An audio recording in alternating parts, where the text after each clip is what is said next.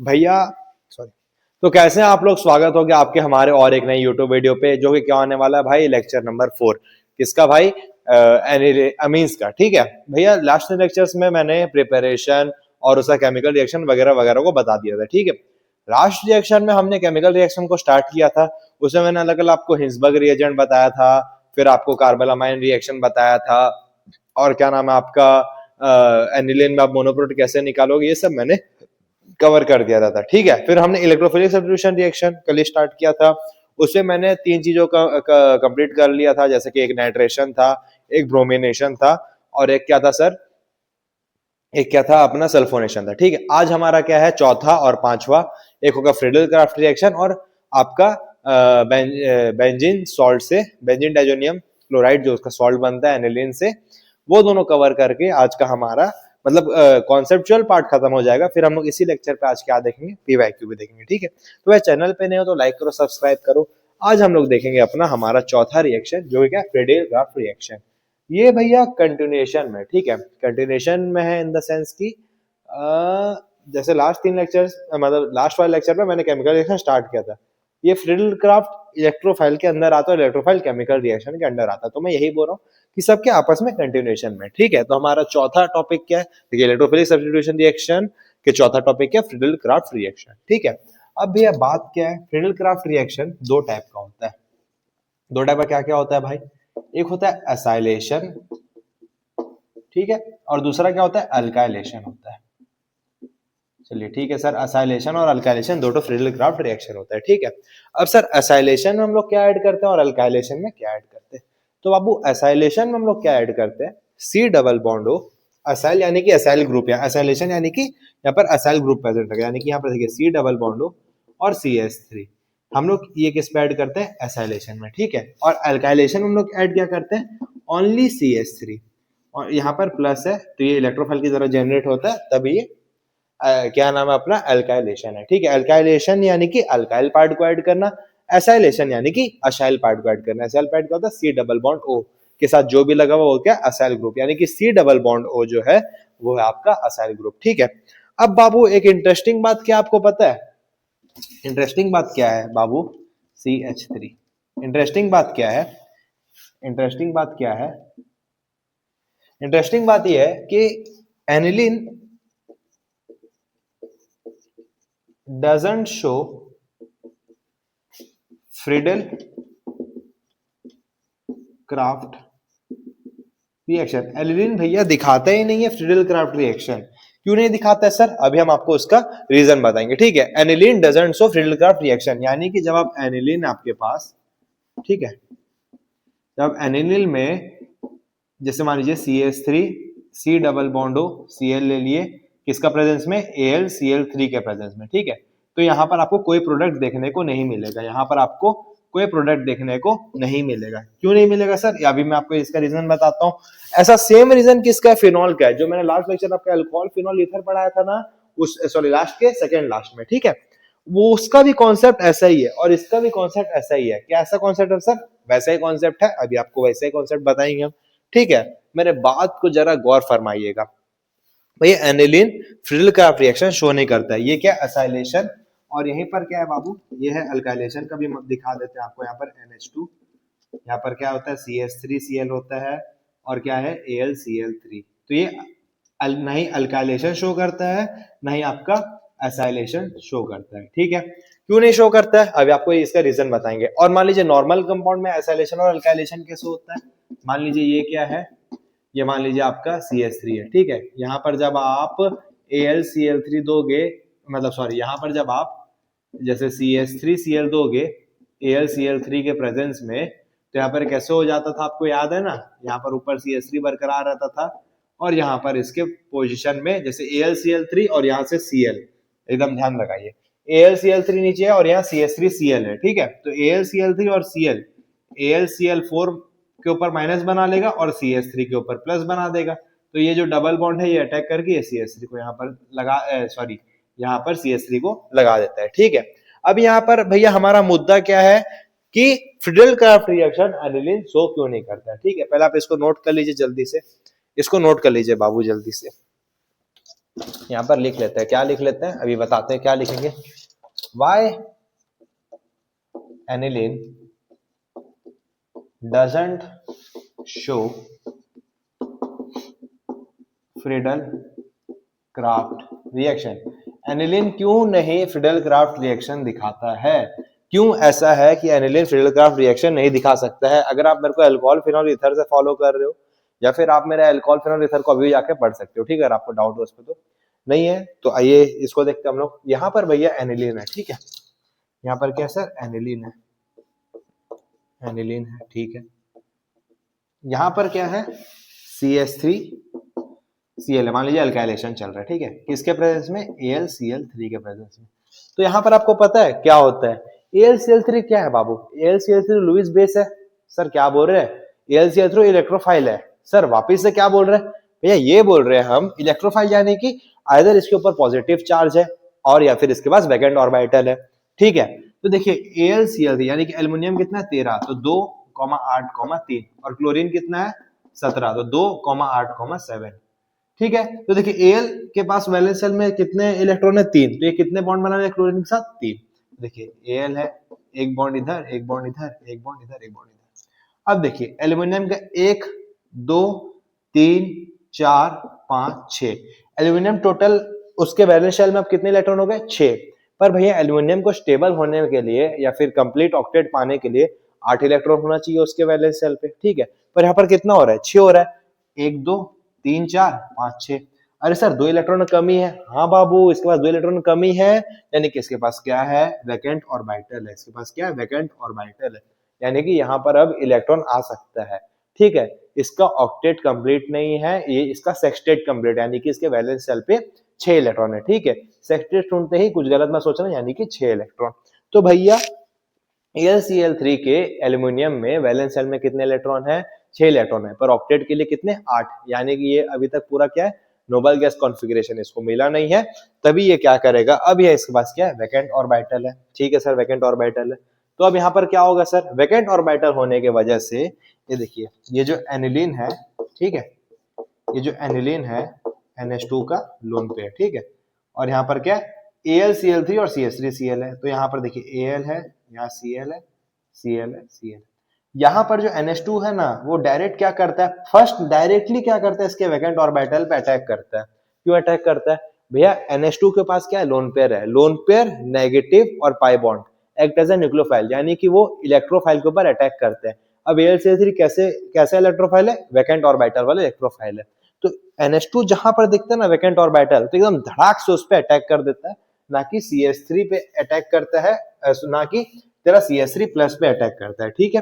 तो NH2 पहले ही direct AlCl3 के साथ रिएक्ट करके यहाँ पर ये पहले ही अपना बॉन्ड बना लेता है। क्या बॉन्ड बना लेता है बाबू? यहाँ पर NH2 प्लस हो गया, कोई लोन पेयर बॉन्ड पेयर में कन्वर्ट हो गया, और यहाँ पर क्या बन गया? जैसे Al है और Cl3 हो गया।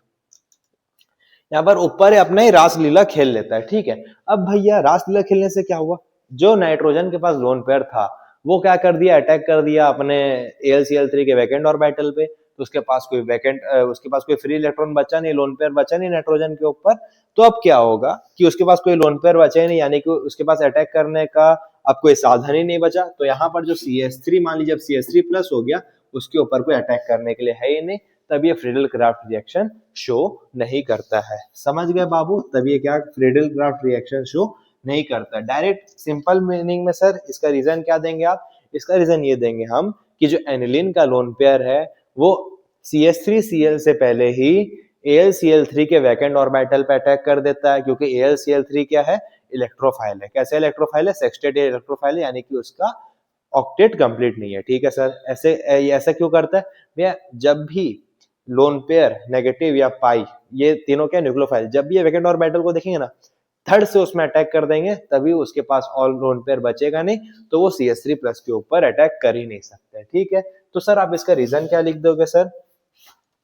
इन नहीं, इसका रीजन हम अपने मेरे जो नोटबुक है उसमें हम देख लेते हैं। Because the Lewis base aniline form a salt with AlCl3 which is a Lewis acid, hence Friedel-Crafts reaction is not possible as lone pair is not available. Also Al3 is also not available generation of electrophile because it is भैया देखिए आपको पता ही है acid plus base क्या होता है, salt होता है। यानी कि देखिए यहाँ पर मतलब AlCl3 क्या लुईस बेस है, ठीक है, लुईस बेस है और यहाँ पर एसिड आके उसके ऊपर एसिड यानी कि एनिलीन, एनिलीन एसिड कैसे हो सर, जो अटैक करता है H प्लस देता है वो क्या होता है एसिड, तो एसिड प्लस बेस ये पहले क्या बना दिया, सॉल्ट बना दिया, ठीक है। तो यहाँ पर आप सिंपल सा रीजन क्या लिख दीजिए sir, the lone pair of aniline directly attack on the vacant orbital of AlCl3 and form salt. So there is no electron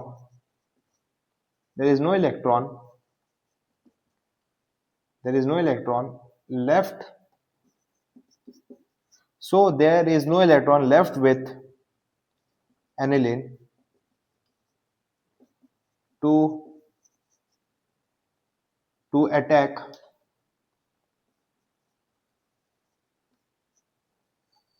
on CH3 plus और C डबल बॉन्ड हो CH3 पे, समझ गए sir. The lone pair of aniline directly attacks on the vacant orbital of AlCl3 and form salt, so there is no electron left with aniline to attack on CH3 plus या फिर C double bond of CH3। ये था sir इसका simple सा reason. इसी साथ हमारा frail-craft reaction aniline क्यों नहीं शो करता वो मैं आपको समझा दिया। अब हम लोग देखेंगे हमारा लास्ट बेंजीन डाइजोनियम क्लोराइड के साथ रिएक्शन और हमारा कॉन्सेप्चुअल पार्ट को खत्म करेंगे। आप इसको नोट कर लीजिए जल्दी। हाँ बाबू, तुम्हारा पांचवा रिएक्शन क्या है, डाइजोनियम, पांचवा क्या है, डाइजोनियम सॉल्ट।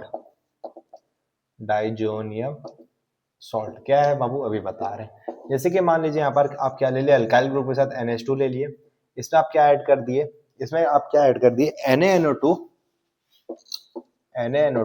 प्लस HCl 0 से 5 डिग्री सेल्सियस। ये टेम्परेचर आपको पता है जरूरी है बेंजीन डाइजोनियम सॉल्ट या नॉर्मल सॉल्ट बनाने के लिए।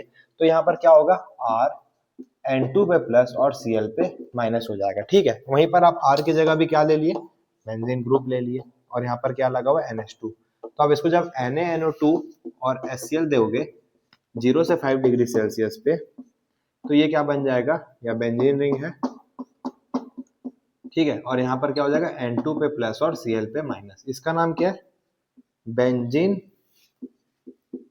डाइजोनियम क्लोराइड, और इसका नाम मान लीजिए अल्काइल डाइजोनियम क्लोराइड है, ठीक है।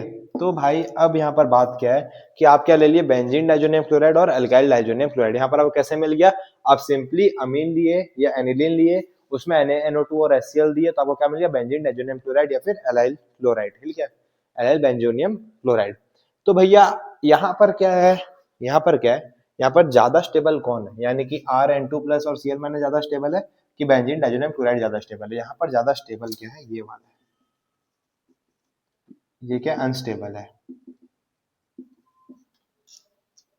क्यों क्यों ये स्टेबल है और क्यों ये अनस्टेबल है, तो इसका रीजन क्या है सर, इन BDC यानी कि benzene diazonium chloride, it is stabilized by resonance.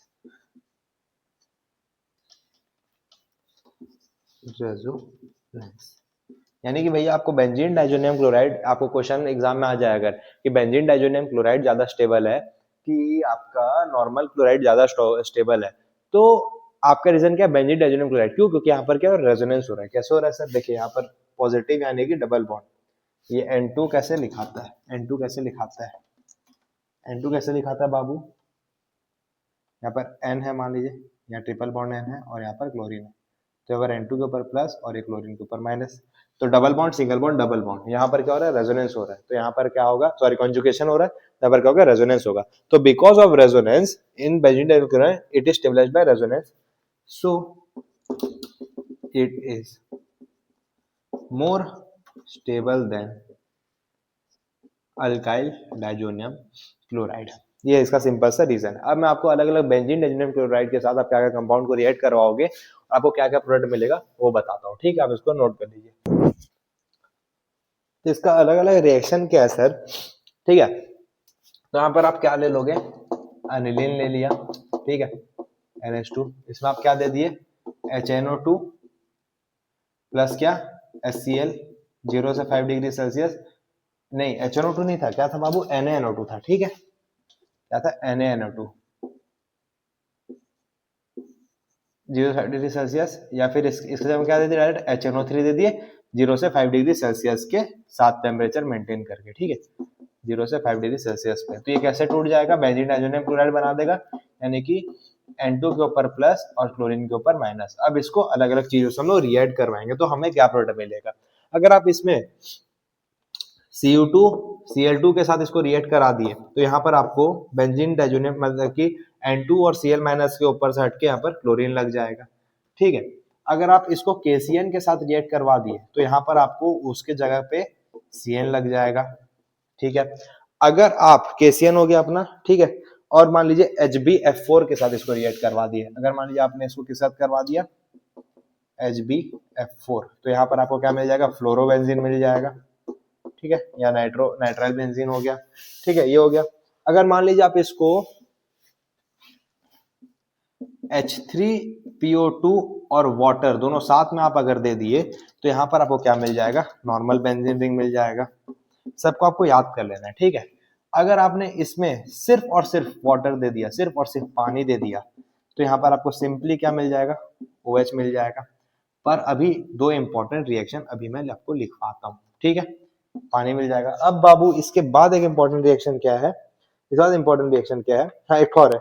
अगर आप इसको C2H5OH यानी कि C2H5OH अगर आप दे दिए हीट के साथ में तो भी आपको क्या मिल जाएगा, नॉर्मल बेंजीन रिंग। यानी कि अगर आपको बोलेगा कि convert benzene diazonium chloride to normal benzene, तो आप क्या करोगे, आइदर C2H5OH के साथ हीट दे दोगे या फिर सिंपली आप इसमें क्या दे दोगे, H3PO2 के साथ वाटर दे दोगे, ठीक है। अब दो इंपॉर्टेंट रिएक्शन कौन सा है सर, अभी मैं आपको उसको लिखाता हूं, ठीक है, लिखाता हूं इन द सेंस की देखिए, अगर आप इसमें क्या ऐड कर देंगे, अगर आप इसमें ऐड कर देंगे, क्या नाम है आपका, फिनॉल को ऐड कर देंगे, क्या नाम ऐड कर देंगे, फिनॉल को, ठीक है। फिनॉल को ऐड करने से क्या होगा बाबू, यहाँ पर देखिए एक बेंजीन रिंग बरकरार रहेगा, यहाँ पर बॉन्ड ऐसे करके निकलेगा, और फिनॉल को ऐड करने के बाद यहाँ पर N डबल बॉन्ड N और यहाँ पर एक और बेंजीन रिंग आ जाएगा और यहाँ पर OH लगा रहेगा। इसका नाम क्या रहता है, येलो डाई, येलो डाई। इसका ये कौन सा रिएक्शन है, कपलिंग रिएक्शन है, कपलिंग रिएक्शन है भैया। सिंपली आपको याद करना है इसमें, और हम आपको क्या ही एक्सप्लेन करेंगे। अगर पीछे में आपका क्या नाम है, पीछे में आपका सॉरी OH लगा हुआ है तो इसका नाम क्या, ऑरेंज डाई है, ठीक है। कि आपको ऐसा क्वेश्चन आ जाए कि how will you get orange dye from benzene diazonium chloride, तो आप उसमें सिंपली ऐड क्या कर दोगे, फिनॉल ऐड कर दोगे, तो यहाँ पर आपको क्या मिल जाएगा, benzene N double bond N और ये ऑरेंज डाई मिल जाएगा, ठीक है। और अगर आपको बोलेगा कि आपको येलो डाई चाहिए, येलो डाई चाहिए तो आप क्या करोगे, येलो डाई के लिए हम लोग क्या करेंगे, इसको थोड़ा मिटा देते हैं, नोट कर लिए होंगे ना, CO2 Cl2 CO2 Cl2 था। अगर आपको येलो डाई चाहिए रहेगा, येलो डाई के लिए आप क्या करोगे, येलो डाई के लिए आप क्या ऐड करोगे, एनिलीन ऐड कर दोगे। मैं क्या ऐड कर दिए, एनिलीन, तो यहाँ पर बेंजीन रिंग आएगा, यहाँ N डबल बॉन्ड N और बेंजीन रिंग के साथ सिंपली यहाँ पर क्या लगा रहेगा, नीचे एनिलीन NH2 लगा रहेगा, ठीक है। तो यहाँ पर आपको क्या मिल जाएगा, येलो डाई मिल जाएगा। अगर आपको बोला जाए एग्जाम में कि ऑरेंज डाई चाहिए तो आप फिनॉल ग्रुप को ऐड कर देना, और आपको बोले कि येलो डाई मिलना चाहिए तो आप उसमें क्या करोगे, एनिलीन को ऐड कर दोगे। इसी के साथ हमारा क्या नाम है, वो टॉपिक खत्म हुआ। कौन सा टॉपिक खत्म हुआ, कॉन्सेप्चुअल टॉपिक खत्म हुआ। अब हम लोग देखेंगे हमारा मेन क्वेश्चंस, ठीक है। अब इसको नोट कर लीजिए जल्दी से,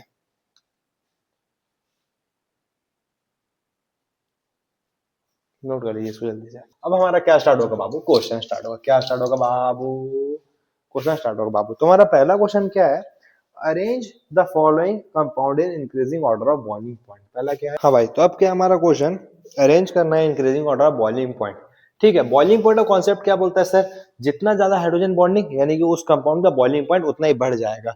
कॉन्सेप्ट क्या बोलता है भाई, दिल के अंदर उसको बना के लिख लेंगे, क्या बोलता है, जितना ज्यादा हाइड्रोजन बॉन्डिंग उतना ज्यादा बॉइलिंग पॉइंट, यानी कि जिस कंपाउंड में जितना ज्यादा हाइड्रोजन बॉन्डिंग है जिस कंपाउंड में जितना ज्यादा हाइड्रोजन प्रेजेंट है यानी कि उतना ज्यादा क्या होगा हाइड्रोजन बॉन्डिंग, यानी कि उतना ही उसका बॉइलिंग पॉइंट बढ़ जाएगा, यानी कि उसको बॉईल करने में हमें और ज्यादा हीट देना पड़ेगा। ठीक है, तो यहाँ पर क्या लेते हैं, ए बी और सी ले लेते हैं। ठीक है, ए और बी और सी में देख लीजिए सबसे ज्यादा हाइड्रोजन कहाँ पर प्रेजेंट है, सी में, यानी कि देखिए NH2 है तो एक हाइड्रोजन इधर और एक हाइड्रोजन इधर, और हाइड्रोजन बॉन्डिंग यानी कि वाटर के साथ बॉन्डिंग बनाएंगे, तो एक बॉन्ड इधर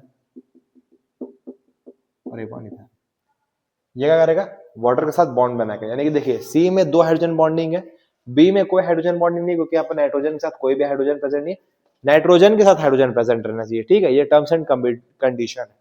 और ए में एक हाइड्रोजन बॉन्डिंग है। ठीक है, तो सर जितना ज्यादा हाइड्रोजन बॉन्डिंग यानी कि उतना ही ज्यादा क्या होगा उसका बॉइलिंग पॉइंट, तो सबसे ज्यादा हाइड्रोजन बॉन्डिंग किसका है, सी का है, उसके बाद ए का, उसके बाद बी का, हमें इंक्रीजिंग ऑर्डर बोलते बी ए सी, तो ये क्या है order of boiling point, order of boiling point क्या है, बी ए सी।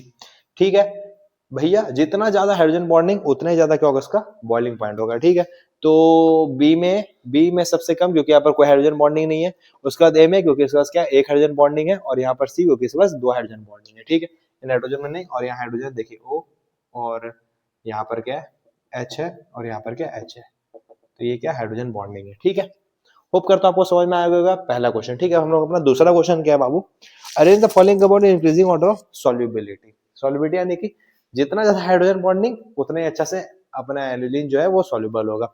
सेम कॉन्सेप्ट दोनों का है। ठीक है, आप इसको नोट कर लीजिए। यहाँ पर ये रहा हमारा क्वेश्चन, इसमें क्या बोले अरेंज करना है इंक्रीजिंग ऑर्डर ऑफ सॉल्युबिलिटी पे। ठीक है, तो देखिए ए बी सी मैंने यहाँ 3 ले लिया, ये क्या हमारा दूसरा क्वेश्चन है। ठीक है, ये क्या हमारा दूसरा क्वेश्चन है, तो यहाँ पर सबसे ज्यादा सॉल्युबल कौन होगा, तो इसका भी हम लोग दिल बना लेते हैं, क्या जितना ज्यादा हाइड्रोजन बॉन्डिंग उतना ज्यादा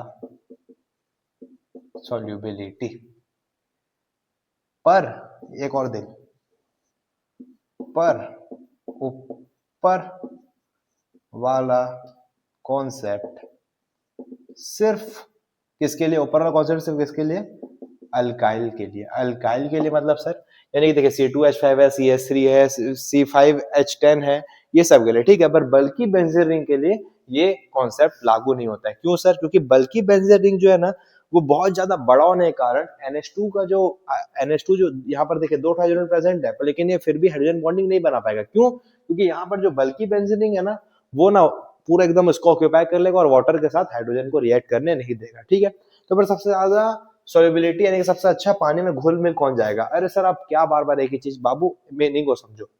सॉल्युबिलिटी यानी कि एक बात समझो, आपको किसी के साथ घुल मिलना है भैया, आपको किसी के साथ घुल मिलना है। ठीक है, तो इसका एग्जांपल हम लोग क्या ले लें, जैसे आपको आपने आपने एक आपका एक आप एक नई क्लास में गए। ठीक है, आपको वहां के बच्चे से घुल मिलना है, तो आप कैसे घुल मिल पाओगे, पहला आपके एज के रहना चाहिए, दूसरा क्या आपसे अच्छा से बात करे, वो अच्छा से बात करे, पढ़ने लिखने वाले होने चाहिए, अच्छे एथिक्स होना चाहिए, मोरल होना चाहिए, आपका और उनका गुण मैच होना चाहिए। जैसे आप हो आप उसी टाइप के बच्चों से घुल मिल पाओगे।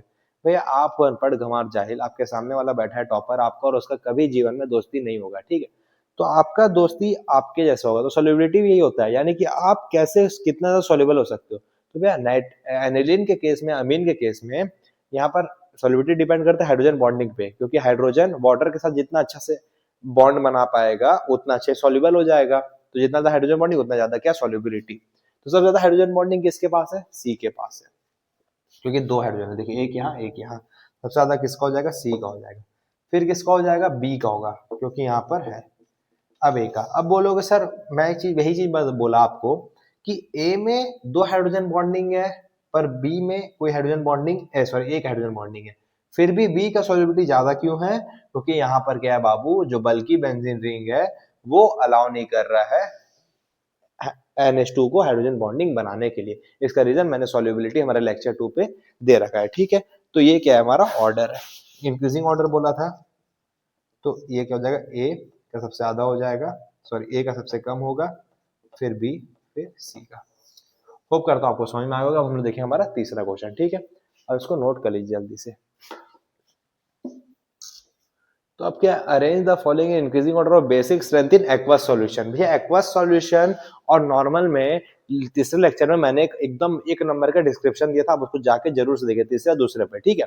अब बाबू बात क्या है कि आपको एक्वस सॉल्यूशन, मैंने बोला था ना उस समय कि एक्वस सॉल्यूशन जहां पर उसको आप कैसे सॉल्व करोगे, कैसे सॉल्व करेंगे सर। पहला चीज, एक्वस सॉल्यूशन में क्या होता है ना, हाइड्रेशन एनर्जी और इंडक्टिव इफेक्ट दोनों के बीच में जबरदस्त कॉम्पिटिशन होता है, ठीक है, होता है सर। तो यहाँ पर एक मैंने आपको ट्रिक बताया था, भाई का बर्थडे।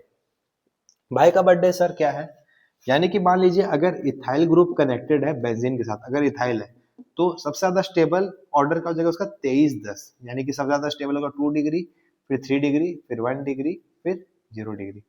23-10 यानी कि 23 अक्टूबर, 23 अक्टूबर, 10 कौन सा महीना, अक्टूबर, 23-10 को हमारे गुरुजी सचिन जी का बर्थडे भी है, ठीक है।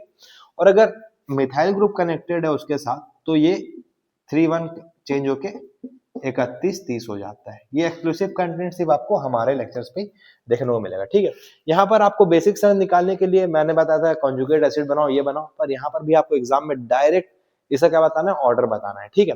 और दूसरा चीज क्या है, यहाँ पर आप बनाओगे टाइम वेस्ट है, फिर भी हम लोग बनाएंगे, पर एग्जाम में क्या आपको डायरेक्ट करना है। तो पहले आप नॉर्मल वे में देख लीजिए, कॉन्जुगेट एसिड दो, यानी कि इसमें प्लस एच प्लस करो, कॉन्जुगेट बस बनाने के लिए माइनस एच प्लस करते थे, यहाँ पर क्या करो, प्लस एच प्लस कर दो, ठीक है। तो यहाँ पर क्या होगा, CH3 NH3 के ऊपर प्लस, यहाँ पर क्या है CH3 NCH3, यहाँ क्या है CH3 और यहाँ पर हाइड्रोजन के ऊपर प्लस, और यहाँ पर क्या CH3 NH2 के ऊपर होल प्लस, और यहाँ CH3। अब देखिए यहाँ पर कौन सा है, मिथाइल ग्रुप। तो मिथाइल ग्रुप के लिए 2 डिग्री, यानी कि 2 मिथाइल जहां पर है वो सबसे ज्यादा स्टेबल है। तो 2 मिथाइल कहाँ पर है, यहाँ पर है। तो सबसे ज्यादा स्टेबल कौन, सबसे ज्यादा क्या नाम है, बेसिक स्ट्रेंथ किसका होगा, C का होगा। फिर क्या बोला है, 1 डिग्री का, तो 1 डिग्री कहाँ है, हाँ A है, ठीक है। फिर कौन है 3 डिग्री, तो कौन है C। तो हमें है बाबू 1 डिग्री कौन है, B है, सॉरी। तो यहाँ पर हमारा ऑर्डर क्या हो जाएगा, फाइनल ऑर्डर क्या हो जाएगा, सबसे कम हो जाएगा बेसिक स्ट्रेंथ B का, फिर A का, फिर C का। होप करता हूँ आपको ये कॉन्सेप्ट समझ में आ गया होगा, ठीक है। A B C का कैसे होगा, इथाइल मिथाइल, और अगर इथाइल रहता तो यहाँ पर 23-10 होता, और मिथाइल है तो 31-30 है, ठीक है। ये था हमारा तीसरा क्वेश्चन। अब हम लोग देखेंगे हमारा चौथा क्वेश्चन, ठीक है। अब इसको नोट कर लीजिए जल्दी से। और डायरेक्ट ट्रिक क्या है, हाँ डायरेक्ट ट्रिक क्या है बाबू, डायरेक्ट आप बिना एच प्लस दे के भी, अगर आपको एग्जाम में लेट हो रहा है, टाइम 5 मिनट बचा है, तो आप वहां पर क्या करोगे, डायरेक्ट इथाइल और मिथाइल लिखोगे। इथाइल का क्या है 23-10, मिथाइल का क्या 31-30, डायरेक्ट 2-1-3-0, यानी कि 2 डिग्री को लिख देना, फिर 1 डिग्री लिख देना, फिर 3 डिग्री को लिख देना, ठीक है। मैं वही बोल रहा था, डायरेक्ट में क्या डायरेक्ट लिख दो, 2 डिग्री है तो वो सबसे ज्यादा स्टेबल, फिर 1 डिग्री, फिर 3 डिग्री, फिर 0 डिग्री। होप करता हूं आपको ये समझ में आ गया। अब हम लोग देखेंगे हमारा चौथा क्वेश्चन, उसको नोट कर लीजिए जल्दी से। तो अब क्या है चौथा, arrange the following increasing order of basic strength. देखिए जहां पर आपको सिंपली लिखा रहा है बेसिक स्ट्रेंथ, वहां पर आप एक्वस का कॉन्सेप्ट नहीं लगाना है, वहां पर आपको डायरेक्ट गैसियस फेस में करना है। तो गैसियस फेस का कॉन्सेप्ट क्या था सर, गैसियस फेस का कॉन्सेप्ट ये था, दिल के अंदर इसको लिख लेते हैं हम लोग, कि in gaseous face we will go with inductive, we will go with carbocation. Carbocation यानी कि 3 डिग्री, फिर 2 डिग्री, फिर 1 डिग्री, यानी कि 3 डिग्री अमीन वाला बहुत ज्यादा स्टेबल है। भैया कार्बोकैटायन में क्या देखते हैं, 3 डिग्री कार्बोकैटायन बहुत ज्यादा स्टेबल है, फिर 2 डिग्री, फिर 1 डिग्री, यानी कि जब ये कॉन्जुगेट एसिड बनाएगा, यानी कि H+ ले लेगा, तो यहाँ पर इसको 3 जन स्टेबल करेंगे, यहाँ पर इसको 1 जन, यहाँ पर इसको 2 जन स्टेबल करेंगे। यही सब कॉन्सेप्ट है। आपको यहाँ 31-30, 23-10 का कोई जरूरत नहीं है। तो यहाँ पर आता है, तो यहाँ पर सबसे ज्यादा स्टेबल कौन सा सर, 3 वाला, यानी कि A। फिर कौन है सर, C। फिर कौन है सर, B है। तो इसका फाइनल ऑर्डर क्या हो जाएगा, इंक्रीजिंग ऑर्डर बोला तो B C फिर। होप करता हूँ आपको समझ में आ गया होगा, ठीक है। अब हम देखेंगे हमारा पांचवा क्वेश्चन, ठीक है। अब इसको नोट करिए जल्दी से। पांचवा क्या है बाबू, पांचवा क्या है, रिएक्शन ऑफ हॉफमैन ऑफ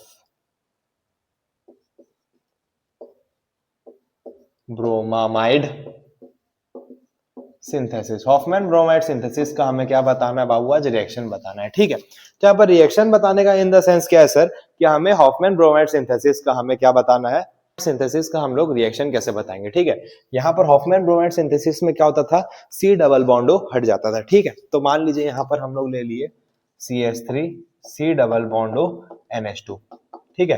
यहाँ पर हम लोग क्या दे देंगे, Br2 दे के एक्वस QH, Br2 दे के क्या दे देंगे, एक्वस QH। तो सिंपली C डबल बॉन्ड हट जाएगा और CH3NH2 लग जाएगा। तो यही है बस हॉफमैन ब्रोमाइड सिंथेसिस। क्या है सर, बस आपको याद क्या रखना है, Br2 देके एक्वस QH हट जाएगा, C डबल बॉन्ड क्या होगा, हट जाएगा और CH3NH2, ये C डबल बॉन्ड हट गया और CH3NH2 हो गया। बस इतना सिंपल सा क्वेश्चन है। छठवां क्वेश्चन क्या है बाबू हमारा, Which of the two is more basic and why? यानी कि यहाँ पर छठवां क्वेश्चन क्या है, Which is more basic, यहाँ पर ज्यादा बेसिक कौन है, CH3NH2 है या फिर आपका क्या है, एनिलीन बाबू है। तो भैया बेसिक स्ट्रेंथ बताने के लिए हमें सबसे क्या करना है, कॉन्जुगेट एसिड बनाना है, यानी कि दोनों क्या करना है, H प्लस दे देना है, दोनों क्या करना है, H प्लस दे देना है। ठीक है, तो यहाँ पर क्या हो गया, CH3NH3 के ऊपर प्लस, और यहाँ पर भी क्या हो गया, NH3 के ऊपर प्लस आ गया। ठीक है, अब बाबू यहाँ पर समस्या क्या है, अब बाबू यहाँ पर समस्या क्या है, अब बाबू यहाँ पर समस्या क्या है, ये NH3 प्लस बन गया। ठीक है, यहाँ पर मान लीजिए आप NH3 प्लस नहीं दिए और क्या दे दिए, चलिए NH3 प्लस दे दिए। ठीक है, तो यहाँ पर जो इसका लोन पेयर भी था ना, यहाँ पर जो लोन पेयर था वो क्या कर रहा है ना, जैसे इसके पास भी लोन पेयर है, इसके पास भी अभी लोन पेयर है। ठीक है, अब किसका लोन पेयर इजीली अटैक करेगा, किसका करेगा सर, इसका करेगा, इसका A का ज्यादा करेगा B से। क्यों सर, यहाँ पर क्या है, A is more basic than B। इसका रीजन क्या है बाबू, आपको पता है इसका रीजन क्या है, after giving H plus two both the compound, जब आप दोनों कंपाउंड के H प्लस दे दे रहे हो, तो यहां पर क्या होगा ना, जो आपका मिथाइल अमीन है, जो आपका मिथाइल अमीन है, into both the compound in methyl amine, the lone pair of nitrogen will easily attack, but in case of aniline it will not। ये it will not क्यों sir, अब इसका reason आप समझिए। देखिए जब आप H प्लस देते तो लोन पेयर है, लोन पेयर है, ठीक है, पर देखिए CH3 का क्या इफेक्ट है, प्लस आई इफेक्ट है, यानी कि वो इंडक्टिव इफेक्ट के थ्रू इलेक्ट्रॉन डोनेट करेगा। तो नाइट्रोजन पास इलेक्ट्रॉन है, उसको इलेक्ट्रॉन दे दिया तो नाइट्रोजन इजीली अपने पास अपने इलेक्ट्रॉन अटैक कर देगा। पर एनिलीन में क्या होता है सर, बेंजीन रिंग के पास प्लस आर इफेक्ट थोड़ी ना, वो तो इलेक्ट्रॉन विड्रॉइंग ग्रुप है, और रेजोनेंस के थ्रू क्या करेगा ना, इलेक्ट्रॉन को अंदर ले लेगा, रेजोनेंस के थ्रू क्या करेगा, इलेक्ट्रॉन को अंदर ले लेगा, किसके ले लेगा, बेंजीन रिंग की तरफ। तो अब इसके पास क्या बचा नहीं, इलेक्ट्रॉन अटैक करने के लिए। तो यहाँ पर ज्यादा बेसिक कौन हो जाएगा, ए, यानी कि बेस क्या करता है sir, base A double D accept क्या करता है H प्लस, डोनेट क्या करता है OH माइनस या फिर लोन पेयर। तो यहाँ पर ज्यादा लोन पेयर कौन छोड़ सकेगा, CH3NH2, ये NH3। क्यों सर, क्योंकि इसका जो CH3 हो क्या इफेक्ट शो करेगा, प्लस आई इफेक्ट, जो कि आपका इंडक्टिव इफेक्ट के थ्रू इलेक्ट्रॉन देगा, नाइट्रोजन के ऊपर इलेक्ट्रॉन डेंसिटी और बढ़ा देगा, तो इजीली अटैक कर देगा। मान लीजिए आप ऐसे नॉर्मल आदमी हो, ठीक है, आपको बोला जाए सामने वाले को 10 रुपए देने के लिए, और आपको पता है कि अगर आप वो 10 रुपए दे दोगे तो आप गरीब हो जाओगे, तो आप अपना 10 रुपए दोगे नहीं। पर यहाँ पर कौन कनेक्टेड है आपके साथ, आपकी धर्म पत्नी कनेक्टेड है या फिर आपकी वो कनेक्टेड है। ठीक है, ठीक है, पेरेंट्स भी है, जो भी मान ली, जैसा आदमी वैसा सोच है उसका। तो यहाँ पर आपके लव मन है, ठीक है, लव वंस है, तो वो क्या करेगी ना, आपको दे देगी 30 रुपया। तो यहाँ से आपको 30 रुपया मिला, आपके पास 10 रुपया था, तो आप इजीली डोनेट कर दोगे। अब एनिलीन के केस में क्या, आपके पास 10 रुपया, आप 10 रुपया दोगे, आप गरीब बन जाओगे। आपको यहाँ पर जो देने वाला ऊपर से आपसे घींच ले रहा है, आपको आपके नाम से लोन ले रहा है, यहाँ पर जो बेंजीन रिंग है आपके नाम से लोन ले रहा है, और वो चल जा रहा है, यहाँ से क्या कर रहा है, चल जा रहा है, मजा आ गया, मजा आ गया। वो क्या कर रहा है, यहाँ से चल जा रहा है, यानी कि और आपके इलेक्ट्रॉन को और आपके पैसे को ले जा रहा है। तभी जो आपका क्या नाम है, ये CH3NH2 है, वो ज्यादा बेसिक है इससे। ठीक है, और यहाँ पर एक और ऐसे मान लीजिए, इसका अंदर डब्बा के अंदर लिख लीजिए, इसको क्या लिख लेंगे, देखिए क्या लिखेंगे, here in A CH3 will donate its electron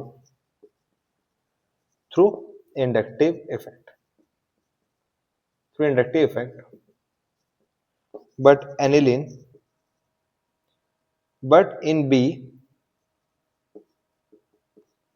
benzene ring will pull the electron, benzene ring क्या करेगा, इलेक्ट्रॉन को खींच लेगा, पुल यानी कि खींच लेगा। ठीक है, होप करता हूं आपका इसका रीजन समझ में आ गया होगा बाबू। अरे भैया मान लीजिए, चलिए एक और बात, आप एकदम रईस ज्यादा हो, आप सामने वालों को पैसा दे सकते हो, यानी कि आप क्या हो, ए हो। आप भैया गरीब हो, सामने वालों को कैसे पैसा दोगे? खुद का खाने का खुद देने दिखाने का पुलाव हो गया यहाँ पर तो। ठीक है, होप करता हूँ आपको समझ में आ गया होगा। अब इसको नोट कर लीजिए।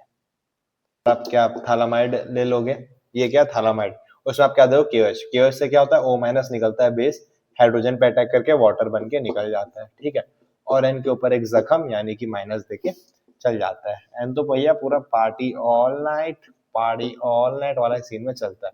तो N पे क्या होगा माइनस, और इसका K पे प्लस लग गया। ठीक है, नेक्स्ट स्टेप में आप क्या ले लोगे, CH3 CH2 Cl ले लिए मान लीजिए, इथाइल क्लोराइड, माइनस वाला इस पे अटैक कर देगा और इसको अपना बना ले पिया कर लेगा। यानी कि देखिए C डबल बॉन्ड O और यहाँ पर N CH2 CH3 और यहाँ पर ऐसे। फिर नेक्स्ट स्टेप में आप इसका क्या कर दोगे, हाइड्रोलिसिस कर दोगे, यानी कि H2O देके H प्लस दे दोगे।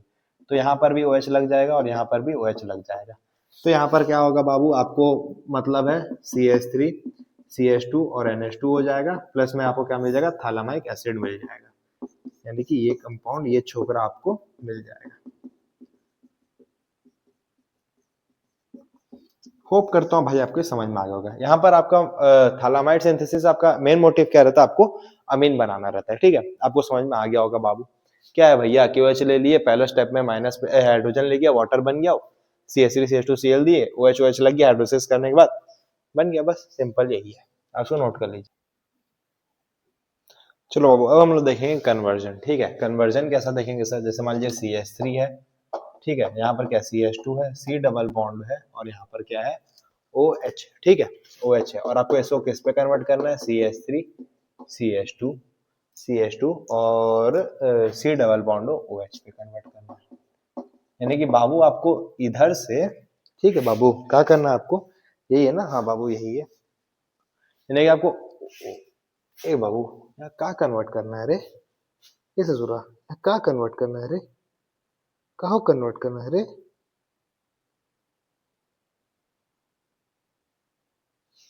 सॉरी सॉरी सॉरी, यहाँ पर आपको ये कन्वर्जन करना है। ठीक है, यहाँ पर आने के आपको C डबल बॉन्ड OH के साथ ये CH2 बीच वाले को हटाना है। तो आप ये कन्वर्जन कैसे कर सकते हो, अब वो CH3 CH2 C double bond OH ले लेने का। फर्स्ट स्टेप में आप इसमें क्या ऐड कर दो, अमोनिया ऐड कर दो, यानी कि OH की जगह में क्या लग जाएगा, NH2 लग जाएगा। ठीक है, इसको याद कर लेना बाबू, हम भी याद कर लिए थे, अचानक से ससुरा कहाँ से टपक गया था। C डबल बॉन्ड NH2 लग गया। ठीक है, नेक्स्ट स्टेप में क्या करेंगे आप, इसको हॉफमैन ब्रोमाइड सिंथेसिस करा देते हैं, Br2 देके एक्वस QH, तो C डबल बॉन्ड हट जाएगा, NH2 लग गया। अब हम लोग इसमें क्या करते हैं, HNO3 देके नहीं, क्या नाम है आपका, H3H, क्या था यार वो रिएजेंट क्या था अपना, HNO3 था एक तो, और क्या था बाबू, क्या था बाबू, अचानक से स्लिप हो गया वो, HNO2, एक मिनट,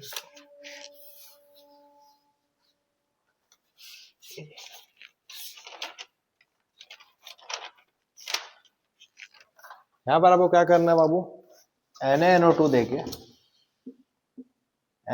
देके HCl 0 से 5 डिग्री सेल्सियस पे। ठीक है, तो यहाँ पर क्या हो जाएगा, CH3 CH2 N2 पे प्लस और Cl पे माइनस हो जाएगा। ठीक है, नेक्स्ट स्टेप में आपको क्या करना है बाबू, यहाँ पर आपको दे देना है H3, सॉरी यहाँ पर आपको क्या दे देना है, वाटर दे देना है, तो N2 और उसकी जगह में वाटर लगी OH। फिर नेक्स्ट स्टेप में आपको क्या करना है, फाइनल स्टेप पे KMnO4 दे देना है। ठीक है, तो KMnO4 क्या स्ट्रॉन्ग ऑक्सीडाइजिंग एजेंट, डायरेक्ट को ऑक्सीडाइज करके एसिड बना देगा। यहाँ रखा है प्रोडक्ट। पहला स्टेप में आपने क्या किया, एमिनोलाइसिस या अमीन ऐड किया, या अमोनिया ऐड किया। दूसरे स्टेप में आपने हॉफमैन ब्रोमाइड सिंथेसिस, तीसरे स्टेप में आपने बेंजीन डाइजोनियम यानी कि डाइजोनियम सॉल्ट का यूज किया, चौथा स्टेप में आपने वाटर ऐड किया, पांचवा स्टेप में KMnO4। तो देख लो ना, पूरा ऑल ओवर सम अप लग जा रहा है चैप्टर्स का। तो आज का चैप्टर हमारा इतना ही रहेगा। चैनल पे नहीं हो तो लाइक करो, सब्सक्राइब करो, कोई भी डाउट है तो कमेंट बॉक्स में जरूर से कमेंट करो। जय हिंद, जय Bharat, thank you, love you guys. इस साथ हमारा अमीन्स खत्म हुआ। ठीक है, नेक्स्ट लेक्चर में हम लोग अपने नए कुछ देखते हैं, तो कोई भी डाउट है जरूर से कमेंट करो। जय हिंद, जय Bharat, thank you, love you guys. कुछ भी गलत बोला तो बाय बाय।